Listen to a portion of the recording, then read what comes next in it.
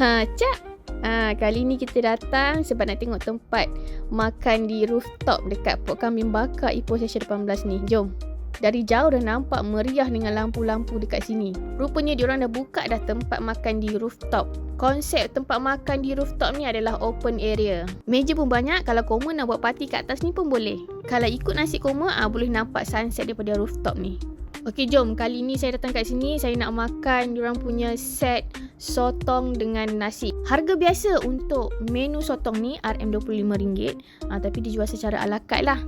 Tapi untuk Jumaat, Sabtu dan Ahad, Dema ada buat promo untuk set sotong ni. Koma boleh dapat dengan harga RM25 sekali dengan air dan juga nasi. Air ada dua pilihan yang Koma boleh pilih antara teh ais ataupun sirap. Sotong dia tak kosong tau, dalam dia ada inti. Makan pula dengan sos black pepper, sos mint dan juga sos garlic. Sebelum balik, jom kita OOTD dekat sini.